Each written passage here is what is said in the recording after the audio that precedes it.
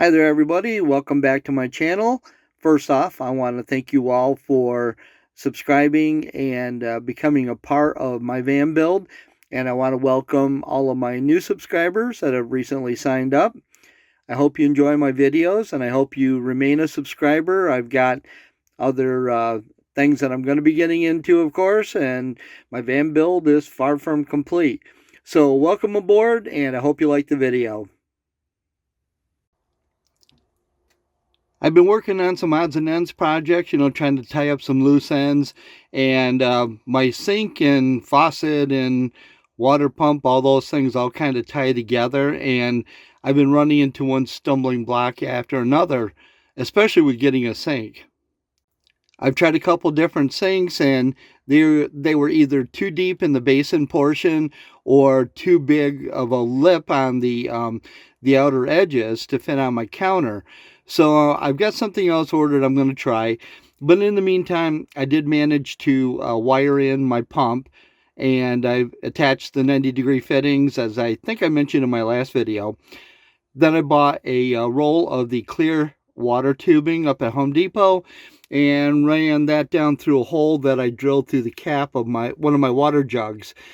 And I oversized the hole going through the cap just so that I get a little bit of air in there. You don't want to seal it up real tight, but you want to allow some air to go in there so that you can draw the water out easily. And the tube goes all the way down to the bottom, and I figured that as I'm using the water up in the jug, I can unscrew the cap, pull the hose out, and then I can just pull this jug out, slide another one in place, and then slide this whole assembly back onto the new jug.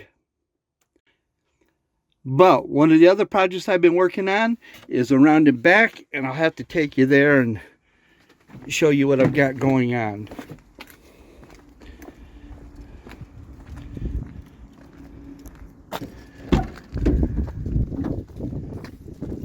A little windy out today. But I've been working on this raised platform here in the garage area of my van. I needed a place to store my folding table and my telescoping ladder. And again, while I was up at Home Depot getting the water hose there, I also picked up some 1x4s, and I was going to use 2x4s initially, but the crap that they're selling up there is no better than kindling, and I opted to go for 1x4s. And even with that, I had to go through quite a few just to find even two that I could use on this project that were halfway decent. Because the wood is so thin, I figured it was best to pre-drill the holes, and then I attached everything together with screws. One of the things that I try to do on every project is to use my square just to make sure that everything is at right angles to each other. It just makes it so much easier when you've got something squared up. Even checking your vertical pieces of wood, it's always good to check right there too. As you can see, it's nice and square to the floor. But as you can see, I got it all framed out, and I went ahead and I've used up odds and ends brackets that I had sitting around, just like I have with everything else. I always look through to see what I've got, to see if I can reuse it and get it out of the way. But what I plan on doing is taking 1/4-inch plywood and covering this entire section right here. And I'll leave the ends open so that when I open the doors, I can reach in under the plywood, grab the table or grab the ladder, and I can pull it out and use it. But the top of this will be topped off with the plywood so that I can place some plastic bins or my generator or something else on there. But putting this in place allows me something else. It gave me added storage. I've now got these little storage areas that I didn't have before, and as I've stated in a previous video, you need to use up as much space as you can, or every space that's available in your van, because you only have so much room to put things. Like my paper towel holder, this is magnetic, so I stuck it right here, right against the metal of the frame, and likewise around the batteries. If I have to plug into shore power or anything, I have extension cords and extension reel over on this side. I've got some of the usual chemicals that I use on the van itself, and as they say, the job's not completed until the paperwork's done. So I've got that little corner up there, which houses 2 of my plastic coffee bins, which has the bedding pellets in there that I've spoken about previously as an absorbent in my 5-gallon poop bucket. And of course, there's the TP. One of the additional benefits that I derive from, from creating this in the back, not only the storage areas that I just talked about, but the fact that previous to that I was using cargo netting and ratchet straps and everything else I could think of to hold things in place. But it always seemed like something would work its way out, and as I turned a corner, I could hear something slide across this nice smooth floor and crash and bang into, something. And that's a distraction that I don't need when I'm driving. So this works very well to create these spaces and just holds everything nice and secure.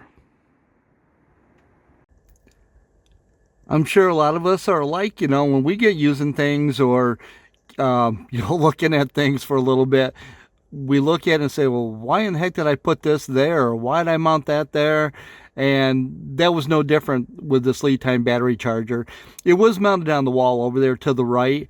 And I ended up, when I was straightening up my wiring, I freed up the space here on the side of the wardrobe cabinet. And I decided to relocate my battery charger there, as you can see. And the reason for that, and I should have done this back when I started my van build, I had no way to run shore power in here, and the space that I just freed up to the right of the battery charger will lead right to the outside wall of the van. And I'm going to drill a hole, and I've ordered up one of those Noco dual AC ports. And the reason why I got the dual instead of the single is I'm going to plug the battery charger directly into that, and then I also have an outlet underneath my countertop, and that outlet feeds like the TV and the DVD player and also the electronic ignition to my stove. So I think that will work out really well when I get that installed. It's on order, should be in this week, and little things like that is what I have to keep looking for, and I end up changing out. One feature that I love that's included in the Chevyexpress van, at least it was on mine, is this 150 watt AC outlet up here in the dash. That's where I like to plug in my DeWalt battery charger. As you've seen in my past videos, I use my DeWalt tools a lot, and I have no electric here at my storage unit. So I usually will take my charger, I set it on the floor, and I will plug the cable in. I get a green light from the inverter, and then my battery starts charging up. And as soon as that is a solid red, I'm fully charged, and then I can toss in another battery. All of this while I'm driving. And this is the reason why I have to keep those batteries topped off. I have used most of these throughout the course of my van build, and I'll need them on hand in case something breaks or in case I decide to modify something. I bought the chainsaw back when I started going back into the woods with my Jeep, and believe it or not, for a 20-volt chainsaw, that thing cuts awesome. And I have a larger battery for things like that. It'll hold a higher charge, and everything is 20 volts, so every battery is interchangeable with each of these different tools.